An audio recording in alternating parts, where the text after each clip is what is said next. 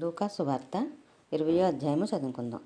ఆ దినములలో ఒకనాడు ఆయన దేవాలయంలో ప్రజలకు బోధించుచు సువార్తను ప్రకటించుతున్నప్పుడు ప్రధాన యాజకులను, శాస్త్రులను, పెద్దలతో కూడా ఆయన మీదకు వచ్చి, నీవు ఏ అధికారం వలన ఈ కార్యము చేయుచున్నావో, ఈ అధికారము నీకు ఎవడిచ్చునో నాతో చెప్పమని ఆయన అడిగిరి. అందుకైన, నేనును మిమ్మల్ని ఒక మాట అడుగుదును, అది నాతో చెప్పుడి. యోహానిచ్చిన బాప్తిసము పరలోకము నుండి కలిగినదా, మనుషుల నుండి కలిగినదా అని వారిని అడగగా, వారు మనము పరలోకము నుండి కలిగినదని చెప్పిన ఎడల, అలాగైతే మీరు ఎందుకు అతను నమ్మలేదని ఆయన మనల్ని అడుగును. మనుషుల వలన కలిగినదని చెప్పిన ఎడల ప్రజలందరూ మనలను రాళ్లతో కొట్టుదురు. ఏలయనగా యోహాను ప్రవక్త అని అందరూ రూఢిగా నమ్ముచున్నారని తమలో తాము ఆలోచించుకొని, అది ఎక్కడ నుండి కలిగినదో మాకు తెలియదని ఆయనకు ఉత్తరమిచ్చారు.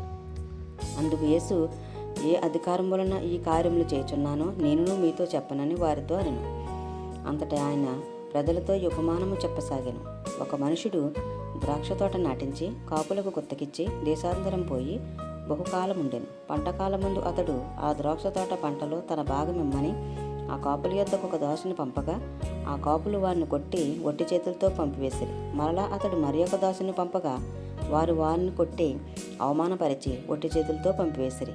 మరలా అతడు మూడవ వారిని పంపగా, వారు వారిని గాయపరిచి వెలుపలకు త్రోసివేసిరి. అప్పుడు ఆ ద్రాక్ష తోట యజమానుడు, నేనేమి చేతును, నా ప్రియకుమారుని పంపుదును, ఒకవేళ వారు అతను సన్మానించెదరు అనుకునేను. అయినను ఆ కాపులు అతన్ని చూచి, ఇతడు వారసుడు, ఈ స్వాస్థ్యం మనదగినట్లు ఇతన్ని సంపుదము రండని ఒకరితోనొకరు ఆలోచించుకునేది. అతనిని ద్రాక్ష తోట వెలుపలకు త్రోసివేసి చంపిరి. కాబట్టి ఆ ద్రాక్ష తోట యజమానుడు వారికి ఏమి చేయును? అతడు వచ్చి ఆ కాపులను సంహరించి తన ద్రాక్ష తోటలను ఇతరులకు ఇచ్చినని ఆయన చెప్పగా, వారు విని, అట్లు కాకపోవును గాకనిరి. ఆయన వారిని చూచి, అలాగైతే ఇల్లు కట్టువారు నిషేధించిన రాయి మూలకు తలరాయి ఆయను అని వ్రాయబడిన మాట ఏమిటి? ఈ రాతి మీద పడి ప్రతివాడును తునకలైపోవును, గాని అది ఎవని మీద పడునో వానిని నడిచివేయనను. ప్రధాన యాజకులను, శాస్త్రులను తమను గూర్చి ఉపమానము ఆయన చెప్పినని గ్రహించి ఆ గడియలోనే ఆయనను బలాత్కారంగా పట్టుకున్న సమయము చూచిరి. గాని జనులకు భయపడిరి. వారు ఆయనను కనిపెట్టుచు అధిపతి వశమునకును అధికారమునకును ఆయనను అప్పగించుటకే ఆయన మాటల యందు తప్పు పట్టవలనని తాము నీతిమంతులు అనిపించుకుని వేగుల వారిని ఆయన యొద్దకు పంపిరి. వారు వచ్చి, బోధకుడా, నీవు న్యాయముగా మాట్లాడుచును బోధించుచు ఉన్నావు. నీవెవని యందును మోమాటము లేక సత్యముగానే దేవుని మార్గమును బోధించుచున్నావని ఎరుగుదుము. మనము కైసరకు పన్నిచ్చుట న్యాయమా కాదా అని ఆయన అడిగిరి. ఆయన వారి కుయ్యక్తిని గుర్తిరిగి, ఒక దేనారం నాకు చూపుడి, దీని మీద రూపమును పైవ్రాతయు ఎవనవని అడుగుగా, వారు కైసరివనిరి. అందుకైన, అలాగైతే కైసరుకును దేవునికిని చెల్లించుడని వారితో చెప్పాను. వారు ప్రజల ఎదుట ఈ మాటలలో తప్పు పట్టనేరక ఆయన ప్రత్యుత్తరములకు ఆశ్చర్యపడి ఊరకుండిరి.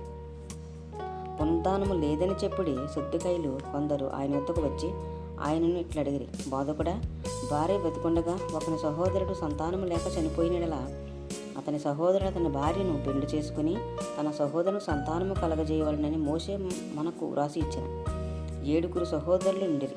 మొదటివాడొక స్త్రీని పెళ్లి చేసుకుని సంతానము లేక చనిపోయింది. 2వ వాడును 3వ వాడును ఆమెను పెళ్లి చేసుకునిరి. ఆ ప్రకారమే 7 ఆమెను పెండ్లాడి సంతానం లేకయే చనిపోయిరి. పిమ్మట ఆ స్త్రీయు చనిపోయింది. కాబట్టి పునరుద్ధానముందు ఆమె వారిలో ఎవరికి భారీగా ఉండును? ఆ 7 ఆమె భారీగా ఉండెను కదా అనేది.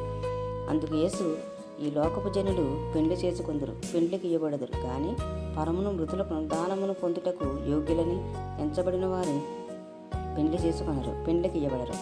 వారు పునరుద్ధానములో పాలివరయుండి దేవదూత సమానులను దేవుని కుమారులే ఇందురు గనుక వారికను చావనేరరు.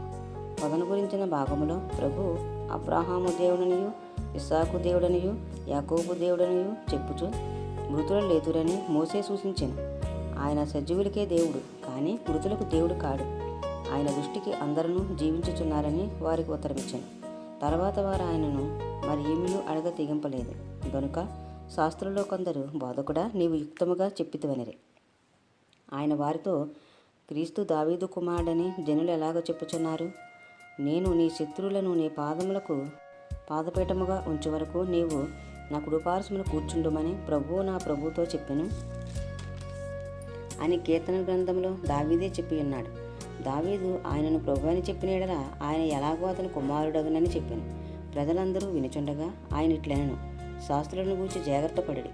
వారు నిలువుటంగీలు ధరించుకుని తిరగగోరుచు సంత వీధులలో వందనములను, సమాజ మందిరంలో అగ్రపీఠములను, విందులలో అగ్రస్థానములను కోరుదురు. వారు ఎదువరంట ఇండ్లను దిగమింగుచు మాయావేషముగా దీర్ఘ ప్రార్థనలు చేయుదురు. వారు మరీ విశేషముగా శిక్ష పొందుదురని తన శిష్యులతో చెప్పాను.